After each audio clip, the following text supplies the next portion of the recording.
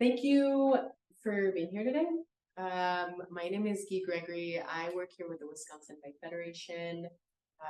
I am going to present on some of the curriculum that both Bike Fed has worked on and that is provided by the League of American Cyclists. They're a really cool group, a national advocacy organization. They have a lot of great education material and classes. So if you ever want to take more in-depth classes, you can on their website. The Bike Fed also provides it. Let's talk about the Bike Fed really quickly. This will be fast. So my organization is a statewide advocacy and education nonprofit. We, our executive director, Kristen Finn, likes to fondly refer to it as a three-legged stool. So we have events like the Santa Cycle Rampage, or if you've heard of Right Across Wisconsin, our big fundraising initiatives. We have advocacy, which is our second column, and that is where we work on policy and infrastructure initiative all over Wisconsin to better the state for pedestrians and cyclists. And then we have education, which is my beloved column, and that's where we work with anybody from 0 or 1 all the way up to 99 plus.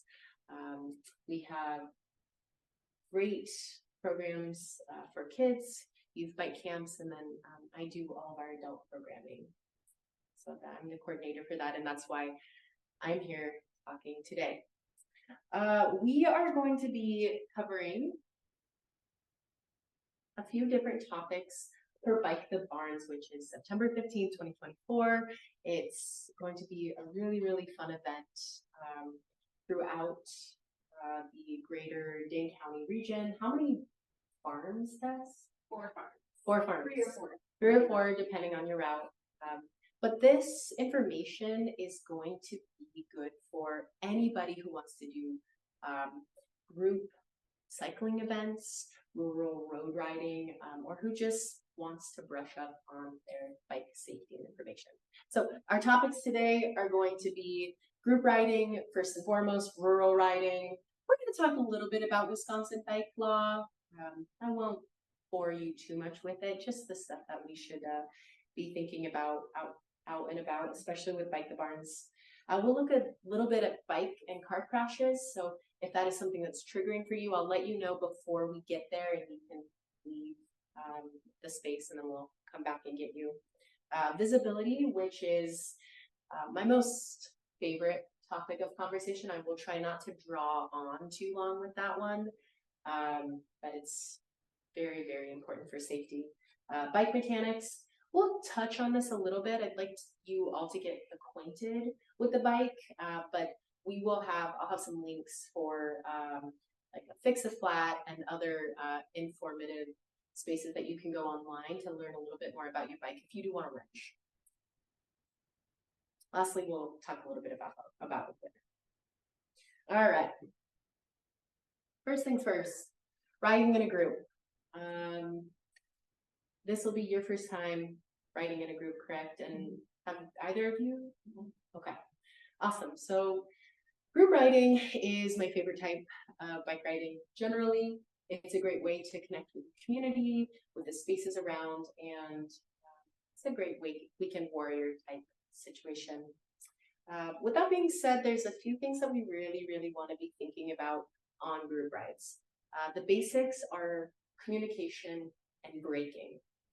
Communication in a group ride is fundamental to the safety of all the riders.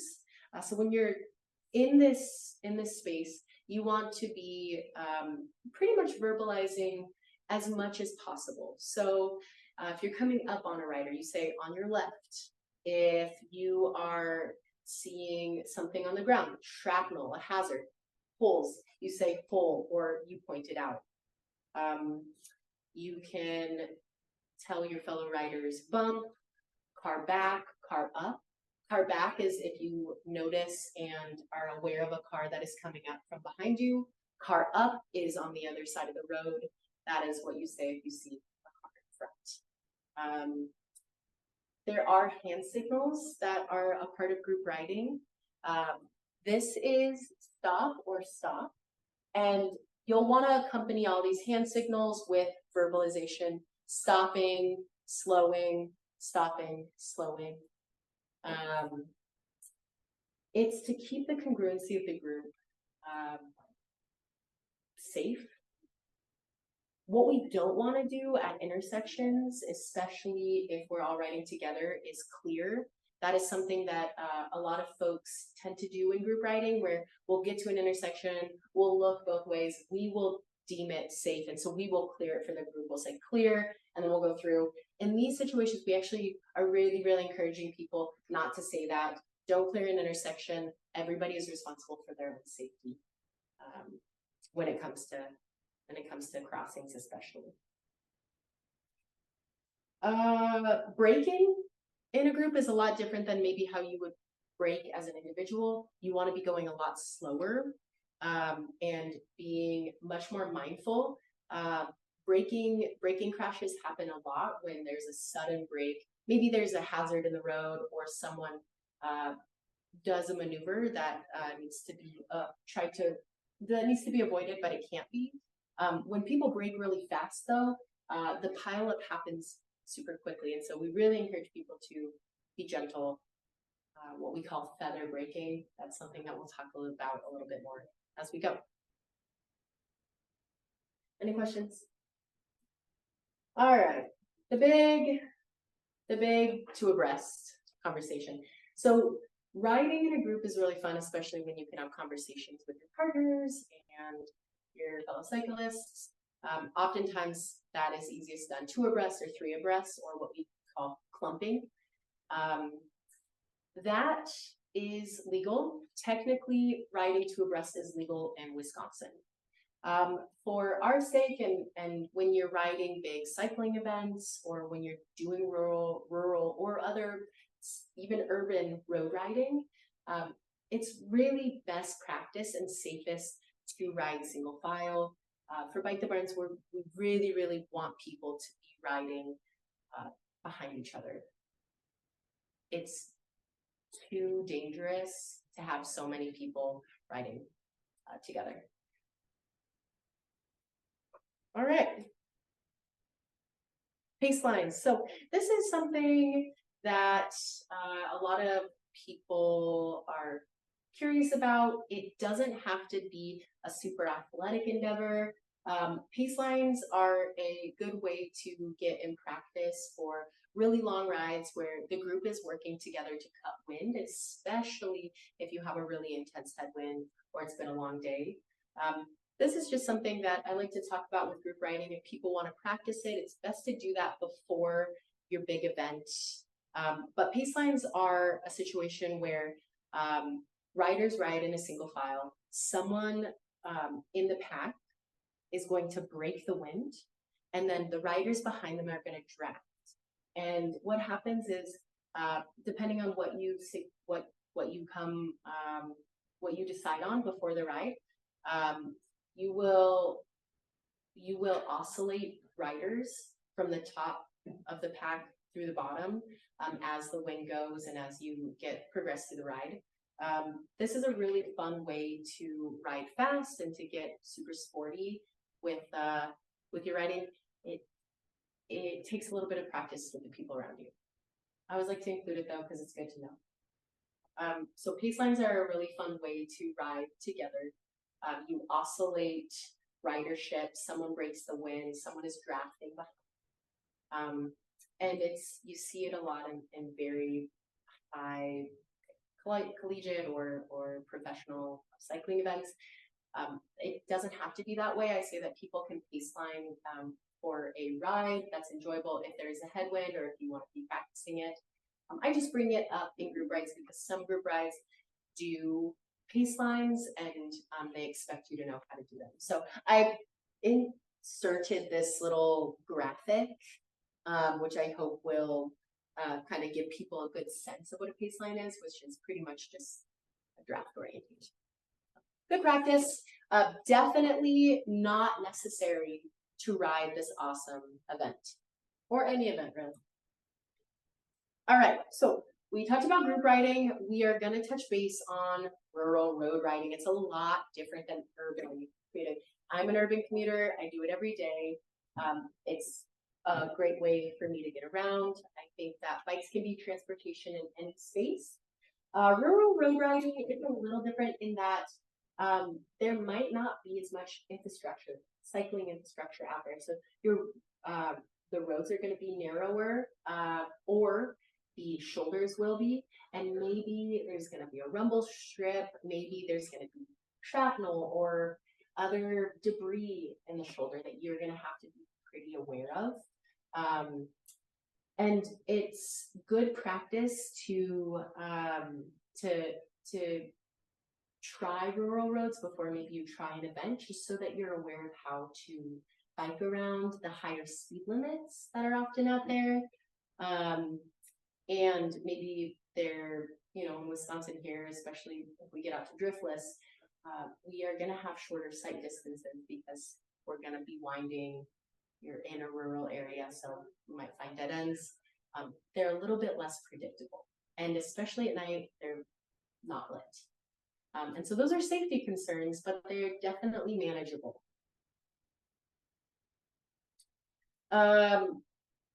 I do really, really encourage people to, with the higher speed limits on rural roads, to be overly or abundantly cautious. And we'll talk about this as we go. But if you need to pull over far, far over, if you're feeling unsafe in any way, take care of your body first and foremost. But with an event like Bike the Barns, there will be so many cyclists on the road that motorists should be aware and looking out for you. I included this, I know it's a little small for both of you. It's some rural signage and or some signage in general, but you might encounter it out on the rural roads, especially like ascending and descending. These are signs that you might see on a multi-use path or some like more strategic bike infrastructure, but you'll also, if you're going out riding generally, we'll look for bicycle boulevards or places that designate like a pretty specific bike route, and those, especially beyond Bike the Barns, are a good place to be rolling and practicing your riding and getting your miles in. All right, safety. That is why we're here. Safety is a top consideration for FairShare as they're putting on Bike the Barns. It's a top consideration for all of us as cyclists because we want to make it home at night, and we also want to have a good time. And when we are safer and in less dangerous experience, we enjoy more. What is nice. So what I like to say, and I'll be redundant about this through our entire conversation, is riding defensively is going to be one of the biggest things you can do to keep yourself safe. So assuming that motorists cannot or do not see you ever is how to keep yourself safe. And they're not accidents, but there are events or outcomes where you are being completely safe, you are riding defensively, and it's still not enough. But you can keep yourself much more safe if you are thinking about the way motorists are seeing you and riding in that way. I do always like to put be respectful on here, primarily because it's going to get us a lot farther, and it's a lot safer for us to be respectful on the rural roads rather than engaging aggressively, because when we engage with cars aggressively and if they engage back with us, the car always wins. I've learned that personally, and I've heard a lot of stories. So being respectful or just disengaging if there is some type of emotional or social event that's happening around you is really, really good practice. I really hope it doesn't ever happen like that. But I like to tell people to take a breath if you need to slow down or if you need to get in, far away from the car in whatever capacity you can. That's good practice. But for us, ride defensively, be respectful. When you're using the road, being aware of other road users. Sometimes in the ruralities, you'll see pedestrians walking on the side, just making sure that you're giving plenty of space and plenty of time to maneuver around hazards, obstacles, other road users, and always looking for oncoming traffic both up and behind you. I know a lot of cyclists ride with a mirror for this reason, either on their helmet or on their handlebars. It's good practice. I do it if I'm going out for a really long time so that you don't have to keep craning. But anytime you're making a maneuver in the road, regardless of what it is, even if you can't hear anything, it's always good to check. We'll talk about that here in a second. We did already chat about clumping in group spaces when you're riding all together. It is really dangerous to do that, especially because cars can come up and out of nowhere, and so can other road users. So something that we're really, really going to keep encouraging and being redundant about is riding single file, All right, lane positioning. So when we are climbing, we want to have a consistent pace. This keeps us predictable and it also keeps us comfortable. So we want to get into a gear that we can sustain up whatever hill we are. And of course, if it's a really daunting climb and we have to get off and walk, that is understandable. But best practice, get in a comfortable gear, be continuous about it, and stay as far right as possible. Do be aware though, at the crest of the hill, so you just climb this really gnarly, gnarly incline. You get to the top, you're so sweaty, you're so tired, and you're so excited to be done with it. You are going to be almost invisible to a car coming up. And I know that when I'm climbing hills like that, and at the top, especially if it's been a long ride, I am kind of swerving, right? I'm like trying to catch my breath. I'm maneuvering around. This is really, really dangerous. It's dangerous for me. It's not good for drivers on the road because they can't see me when they're coming up the hill. So I like to say at the crest of the hill, be really, really aware of cars coming up and down and try to stay as far right as possible, no matter how tired you are. It also helps to ride in an upright position. I put this on here mostly because it's good practice for us and our bodies to, while we're climbing, keep our shoulders back and act, especially if we're holding the handlebars, act as if we have like a cable pulling our chests up.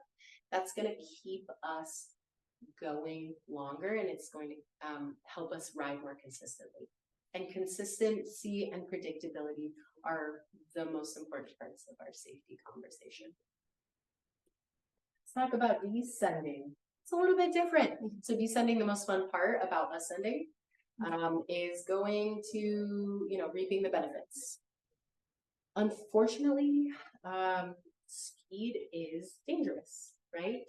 So when we are going faster, we can't avoid hazards as much. We are unable to maneuver away from something without a really big circumstance or consequence, I should say. When we're descending, best practice is to actually take the full lane if you are pretty sure that sight distances are short. Be in the full lane when you're going fast downhill because it's going to increase your visibility to drivers. So when you're ascending, stay as far right as possible. You're going to be going slower. When you're descending, we want you, especially if it's curvy, right? If it's a straight, pretty visible sight line, stay to the right. But if it's curvy, if it's a winding road, go ahead, take that lane, increase that visibility, make sure you've got your bike lights on. And just be a little bit more gentle with your braking. This is where we are talking about feathering again. Feathering your brakes is being light with them, doing slight touches. We like to tell kids and adults that it's like squeezing the toothpaste out of the tube much more slowly. You wouldn't ever squeeze it really hard. You want to just get small little dabs of toothpaste as you go. That's also going to help you stay more in control of your bike. All right, wind blasts. Have any of you ever experienced the wind blasts? That have you? Okay, yes. So wind blasts are a really intense experience. I find them to be daunting, and I kind of tense up a little bit when I know a big truck is coming, and if it's if I'm riding on a rural road that has a speed limit of 55 or more, I am expecting a wind blast at that point. So higher speeds, bigger trucks, you're going to have a wind blast.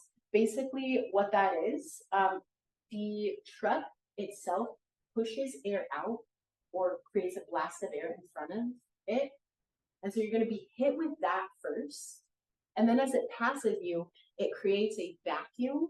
So it sucks you inward or left. So the first one, the wind blast pushes you right.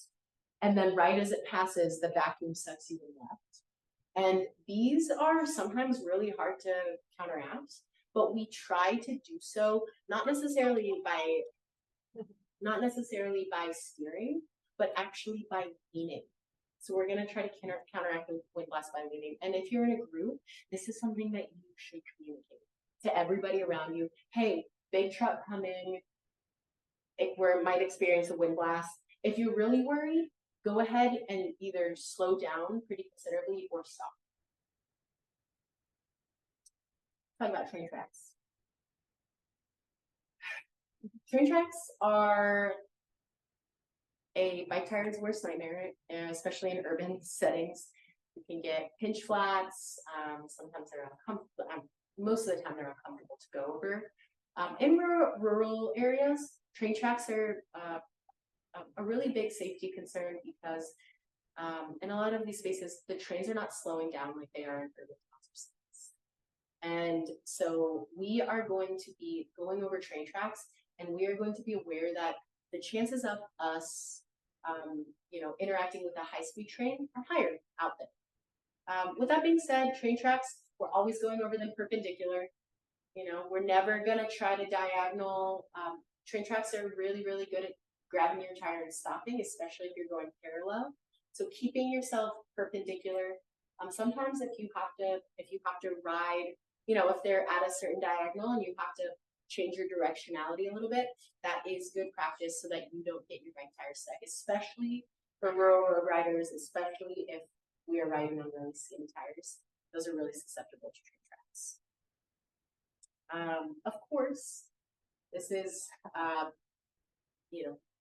maybe just intuitive body knowledge, but we're never crossing train tracks when there are signals and flashing lights. I have to say, I have in the past contemplated it. Maybe I'm late for something. Maybe there's, maybe I'm not seeing a train, but these trains are going so fast that anytime they're activating the signaling, it is really, really important to stop. Okay. But one thing about I hope you do. We'll go over 2 sets of train tracks this year for this year's ride. 3 people. I think sorry. Okay. 2 or 3, anyway. Yeah, thank you. And they will be marked on the route map, and they'll have signs ahead of the trains. But there will be train tracks. They're at a weird angle, and they're at a weird. So there's 2 or 3 sets of train tracks, and they will be marked, but they're at a strange angle. Slow down, take them at 90 degrees, perpendicular, perpendicular, perpendicular. Okay, thank you. Appreciate that. It's nice that they'll be marked. That's not always the case. Sometimes they sneak up on me, but for bike alarms. All right, let's talk a little bit about Wisconsin bike law. In Wisconsin, we are, as cyclists, if we are riding on the roads, which in a majority of the time we will be, we are considered a vehicle just as much as a car is or trucks. And so in that vein, we are expected to follow the rules as a vehicle, and we are also given the rights of a vehicle. And I think that's really important to talk about is that if you have road users who might be in a car or a truck trying to encourage you off the road or having a problem with you there, you can tell them I'm legally allowed to. This is my space. This is not as pertinent for rural road riding, although if you go through towns, it will be. It is the law to be given 3 feet. So motorists have to give you 3 feet between their presence and you. What I like to tell people is that it's really also important to have 3 feet of space on your right, just as it is on your left. So 3 feet between you and parked vehicles or the curb, and then 3 feet of space between you and active motorists or other road users, motorcyclists, whoever it is. Both sides, you need to have your safe space.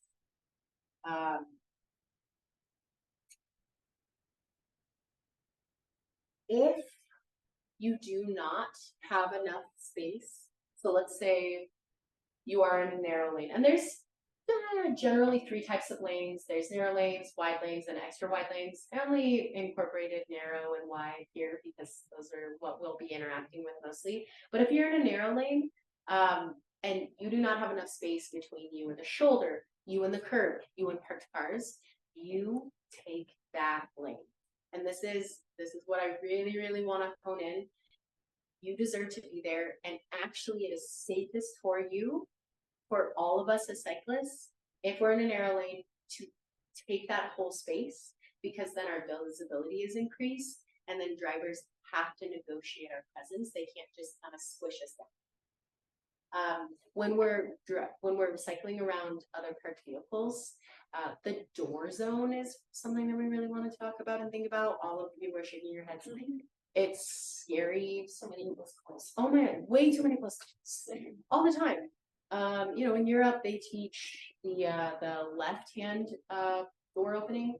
Don't remember what the term is for it, but it makes it so that the driver has to look over their left shoulder. Here we don't do that. I as a motorist will oftentimes forget to check my mirrors before. So for us as cyclists, it's really important to be aware of the door zone, even if it feels like no one's there, giving ourselves at least 3 feet. I'd say 5, in both ways. It feels better, but 3 feet at a minimum to keep ourselves safe. If you are in a wide lane, you can usually have enough space on both sides, 6 feet in total, 3 on both sides, to ride comfortably in the infrastructure, maybe on the shoulder. But if at any time, and I always suggest you use your intuition for this, that anytime you're feeling unsafe or you're feeling like you're getting squished or passed too closely, you can take that space, and the motorist is legally required to negotiate and get around. Riding on the sidewalks, probably not going to happen for Bike the Barns. Something that I like to talk about just generally, it is legal in Madison, and only illegal if you are downtown in a commercial district. So what I like to say is, if there is any instance where you are nervous on this ride and there's a sidewalk, sidewalks are just a tool for safety. I don't encourage people to ride on them generally, but if it is a dangerous situation, get up on there, get yourself safe. Any questions? Last one is multi-use paths. We have them here, pretty standard. Ride far on the right, pass on the left. Chances are, as a cyclist, you're going to be one of the fastest people riding, so just negotiate other slower road users. All right, common car crashes. We are going to talk about car crashes. So if anybody needs to leave the room for a second, or this is activating, let me know. We'll pause. You can go. We'll bring you back in after. So the 4 most common car crashes are 3 of these I've experienced myself as a cyclist. They are really scary, but they're really easily avoided.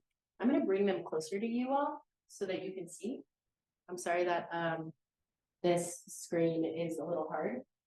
So the first one we have is the drive out. The drive out happens when a cyclist, so in this situation, it's so small, In this situation, a cyclist is using the road, they're in the right lane, but the person that is driving out can't see them, probably because there's this bush or some obstacle that is blocking visibility.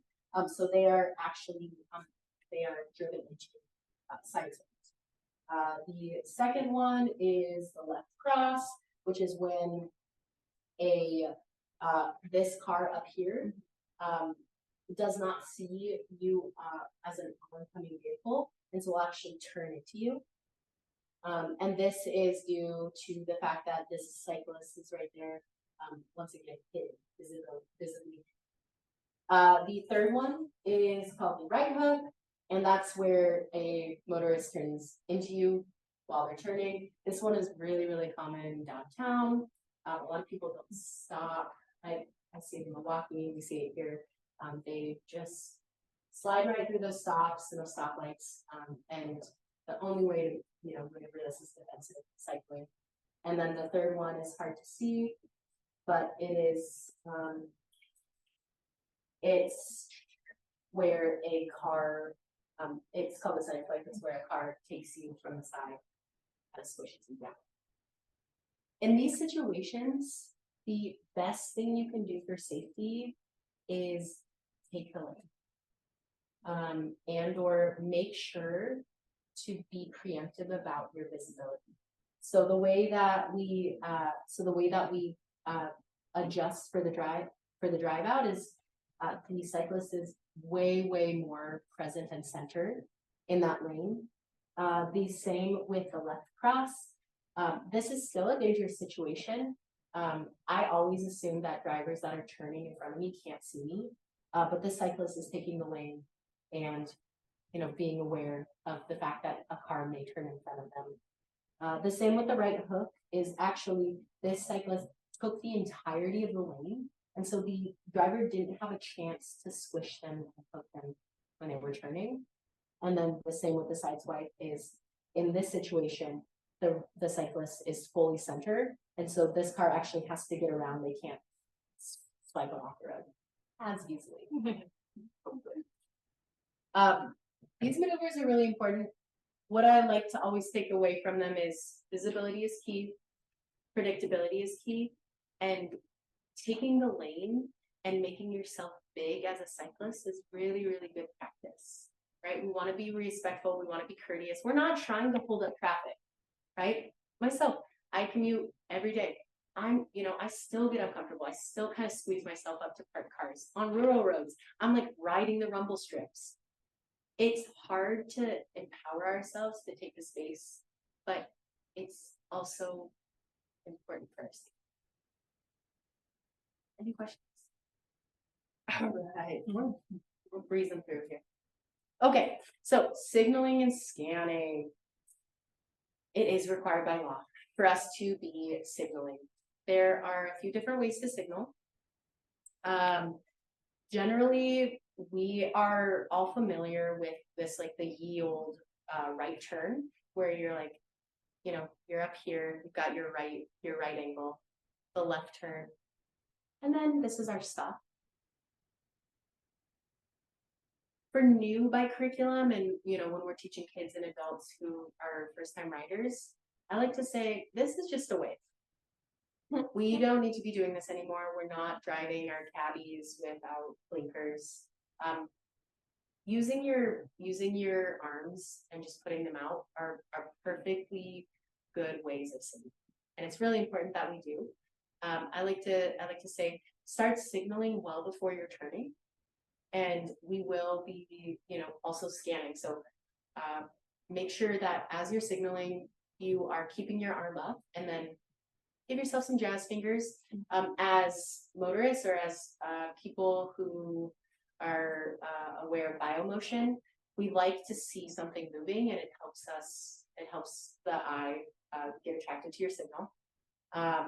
You're going to signal, and then you are going to scan. If you have to put your hands back on your bike to keep yourself stable, that's okay. In fact, the law does state you have to be signaling unless you are destabilized, unless you need it to control your vehicle. So if you're going over really wild terrain or something about, you know, your environment is making it so that you can't keep your bike stable while you're turning, it's okay not to signal.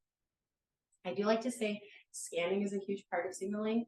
It not only is good for us to always check, I'd say 2 to 3 times before you're turning, but it also tells drivers what you're doing, right? So scanning is another form of communication, and what we're learning for Bike the Barns and in our group spaces, but also in ruralities and urban situations, we need to be communicating, we need to be predictable. So when you are riding, you're signaling, then you are looking behind you. The drivers are seeing you look behind, right? So I'll start scanning, I'll signal, I'll scan again, I'll signal, and then I will make my turn. And it's really, really good practice to do that super early.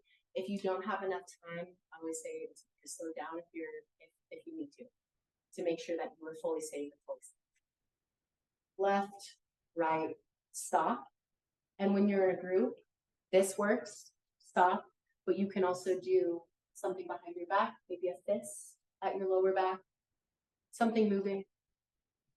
Communication is key. Do you all signal in the city? Yeah. And do you use those kind of things? Yeah. Some of the new e-bikes have signals built in, light signals. Yeah. I still say to everybody that we talk about e-bike safety with that you should always signal trains, but maybe in the future. All right. My favorite topic. Do you all have lights? It's okay if you don't. No shade. Okay, that's right. You just got your bikes. So one thing at a time. Okay, beautiful. Helmets are so important. We're going to talk about them with equipment. They are a huge part of keeping yourself safe. Lights are as well. So, and lights are required. So a front white light and then a rear red reflector is Wisconsin law. I like to say it's best to just have it's best to have a front light that's white and a rear red light generally for day riding and night riding, but it's required to have at least a front light your night riding should, I think. Not I think, but generally that's good practice, and I think it's best to have as many lights as you can put on the bike. When we're night riding, lights and reflective gear are hugely important towards our visibility. So there is a study that I like to go back to. It was done in 2010. It's called Cyclist Visibility at Night, Perceptions of It. And what they found in that study is that drivers were able to correctly identify cyclists 60% of the time if they were wearing some reflective gear on their torso or on like the upper part of their body. This rate increased to 94% if they were wearing gear in somewhere that has biomotion. And biomotion, once again, like we talked about with our signaling, this is something that we really want to be catching the driver's eye. But when it comes to nighttime riding, we want to have reflective cuffs. These are what I wear all the time when I'm riding.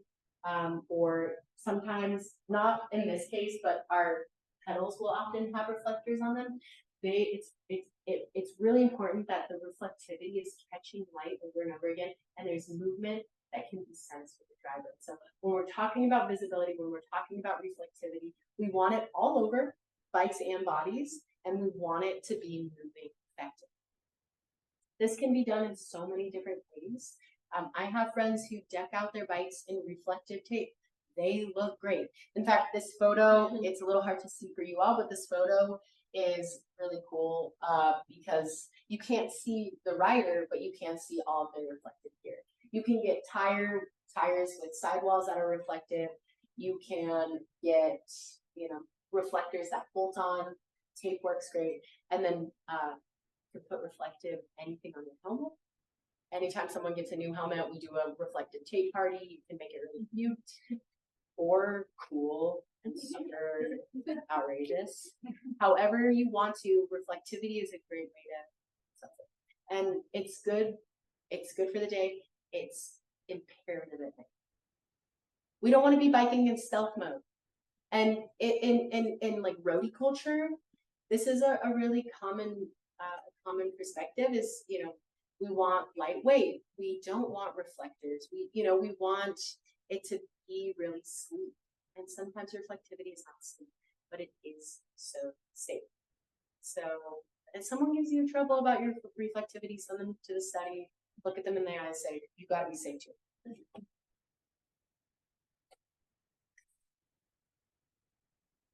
Day riding, it's pretty intuitive, I'd say, but we know that fluorescent clothing attracts the eye more and is much more visible. It's good to have something reflective and fluorescent on your body at all times, especially when you're out in the countryside. The brighter and the wilder, the better, in my opinion. Making yourself seen is really, really good and important practice. For day riding, I like to say strobe lights for both the rear and the front. There's, new lights, so when you get yours, make sure that they have different patterns, at least one that strobes on and off. The new ones have strobes that are inconsistent, which even is better. Actually, we don't want as consistent. We don't want consistency. We want it to be a little bit off patterned, because myself as a driver and as a cyclist, I'm always looking at those lights and I'm like, what is that, right?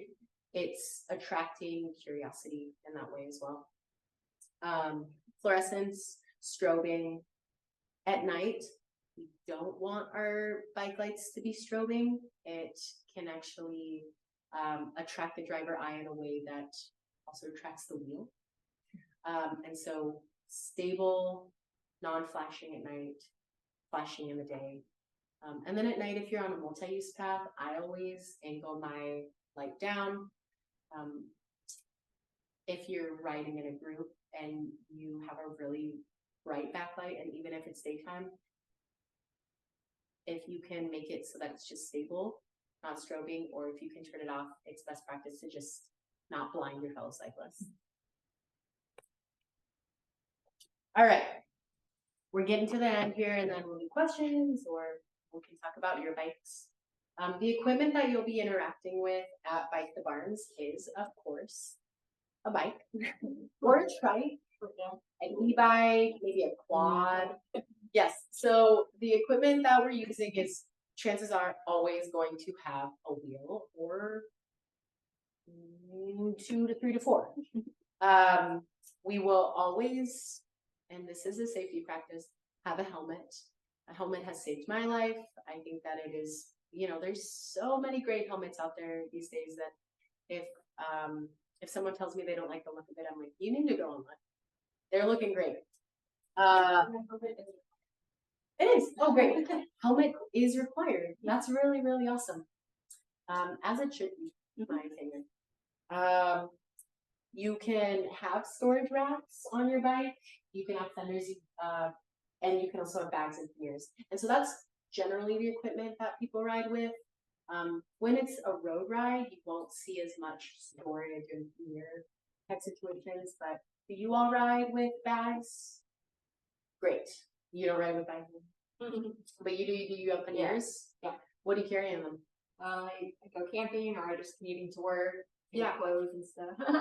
And what I like to say, and Bike the Barns is a great example, is when you're on a ride, and if it's not a race and you're not in this flagrant competition, having pannier bags, having handlebar bags, having a basket, having something to store your items and to bring all of your extra things with you is really good practice.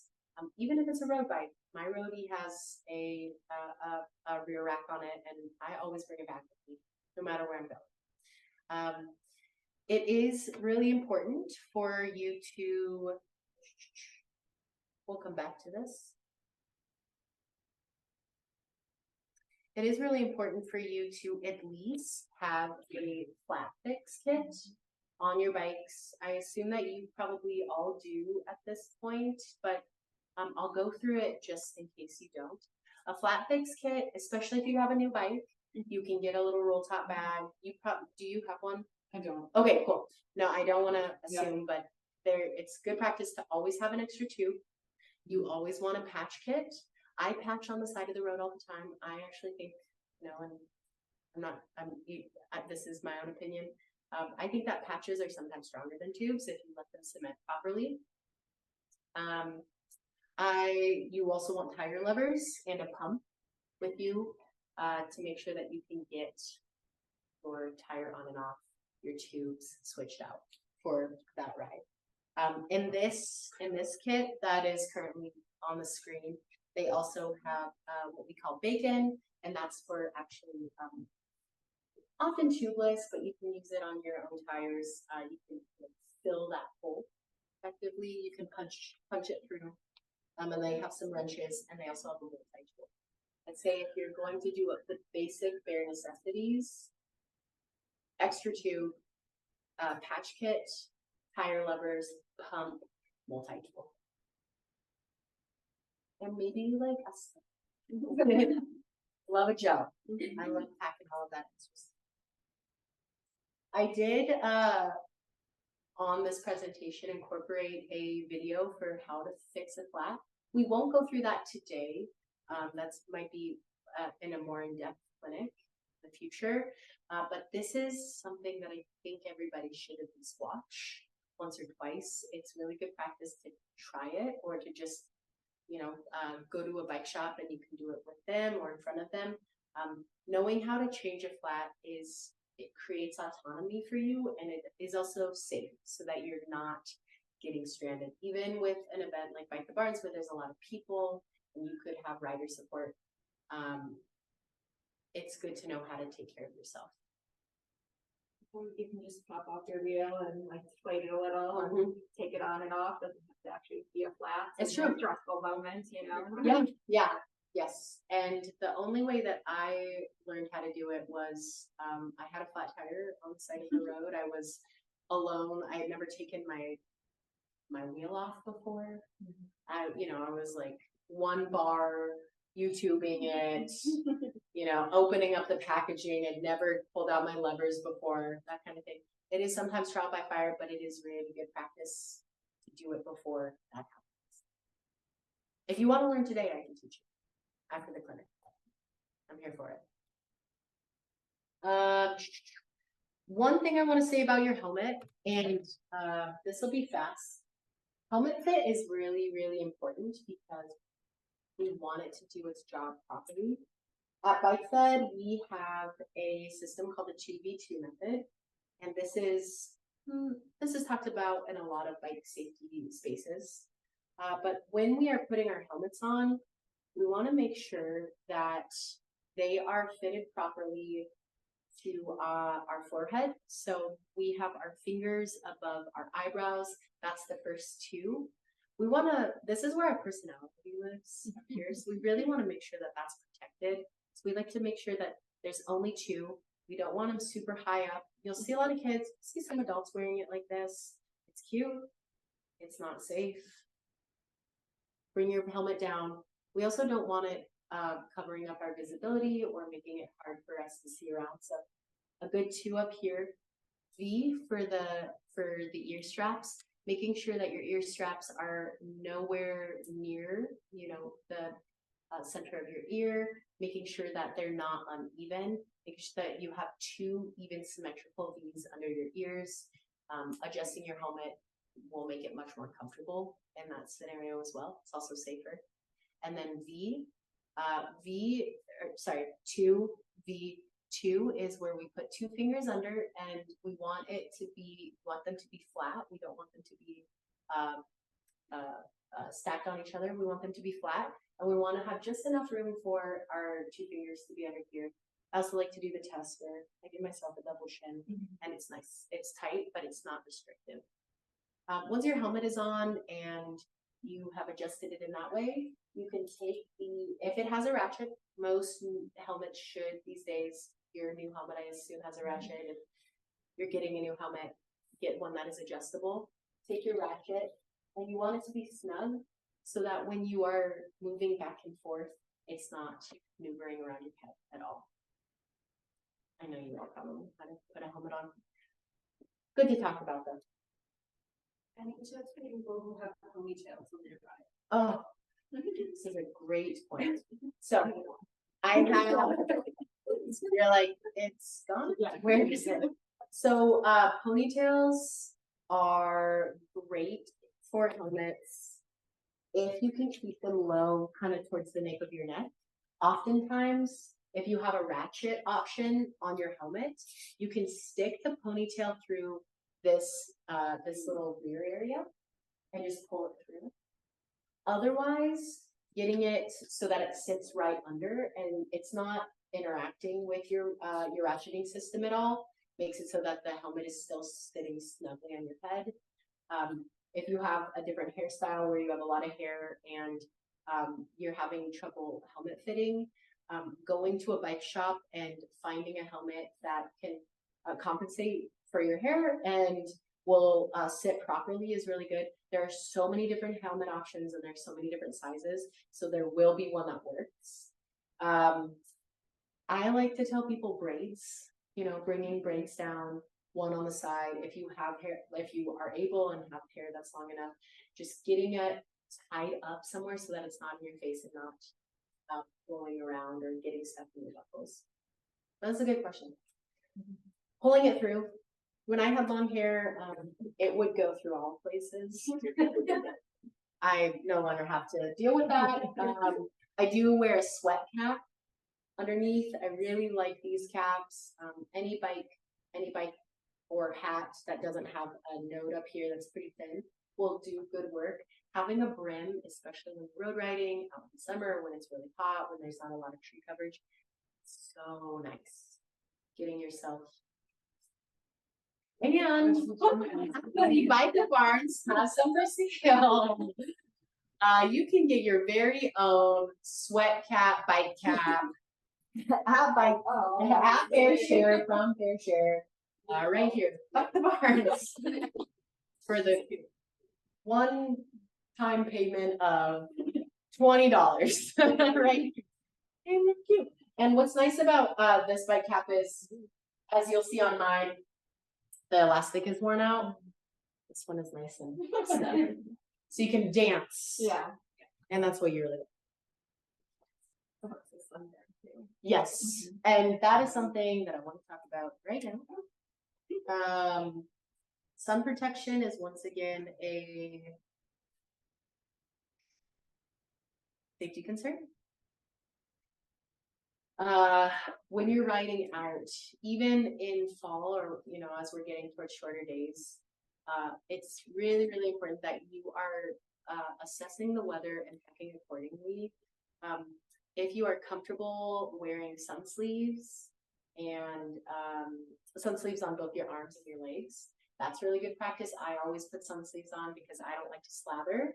But I really, really suggest, and this is of course bodily autonomy, you can do what you want, bringing in sunscreen or some sort of sun protection, having a hat under your helmet, making sure that you're really, really keeping yourself cool and with that direct sun contact. On the other end, if it's really cold, it's really good to bring extra layers. I pack a wool long sleeve shirt and I always pack a wool pair of leggings.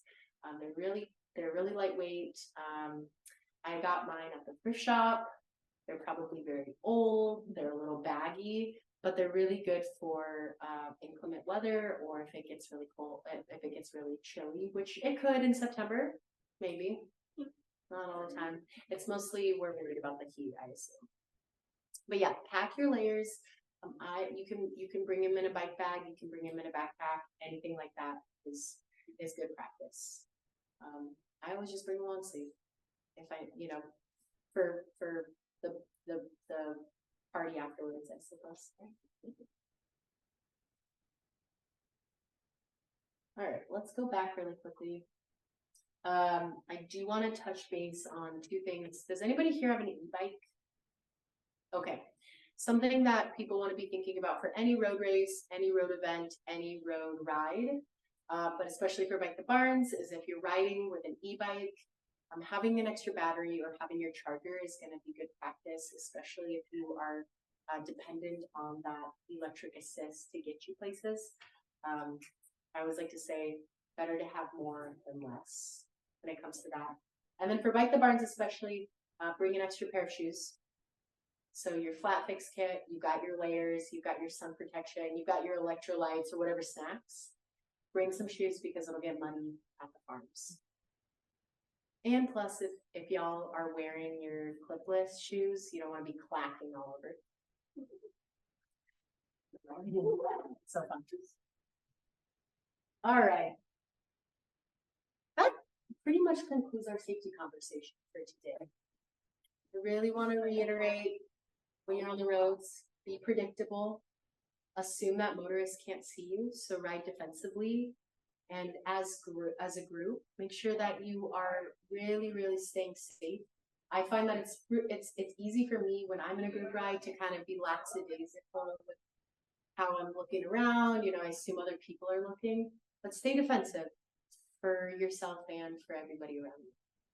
Thanks so much for coming.